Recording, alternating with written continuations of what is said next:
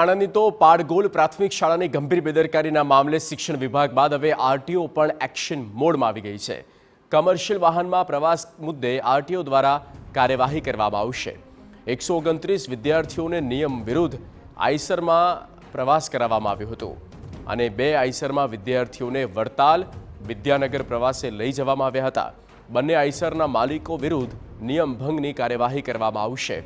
ફરી કોઈ આવું ન કરે તે માટે કડક પગલાં લેવામાં આવશે।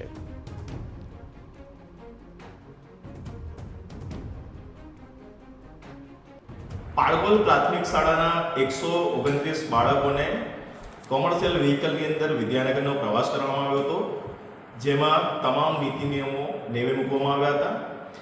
મહત્વની બાબત એ છે કે શિક્ષણ વિભાગ દ્વારા જે કાયદેસરની કાર્યવાહી છે તેના આદેશ આપી દેવામાં આવે છે, પરંતુ જે કોમર્શિયલ વ્હીકલનો ઉપયોગ થયો હતો તો આરટીઓના અધિકારી આપણી સાથે જોડાયા છે। કયા પ્રકારના નિયમ હોય છે અને કયા પ્રકારની દંડની જોગવાઈ હોય છે, સર આપનો પરિચય? જી, NV Parmar, ARTO Anand. Sir, 2 દિવસ પહેલા એવી ઘટના બની કે 2 આઈસરની અંદર 129 સ્કૂલના બાળકોને પ્રવાસ કરાવવામાં આવ્યો। નિયમ શું કહે છે?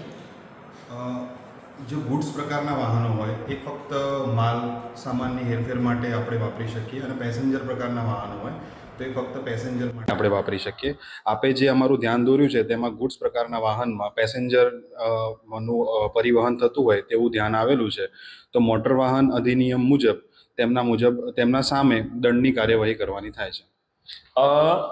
આરટીઓ અધિકારીનું જણાવવું છે કે નિયમ ભંગ થયો છે, જે પણ કાર્યવાહી કરવામાં આવનાર છે તે કરવામાં આવશે, પરંતુ આણંદ જિલ્લા પ્રાથમિક શિક્ષણ અધિકારી જો ઊંઘમાંથી જાગે અને જે શિક્ષકો છે તેમની સામે કડકમાં કડક કાર્યવાહી કરવામાં આવે તો આ પ્રકારની ઘટનાઓ ભવિષ્યમાં બનતી અટકી શકે। ધર્મેન્દ્ર કપાસી, TV9 આણંદ।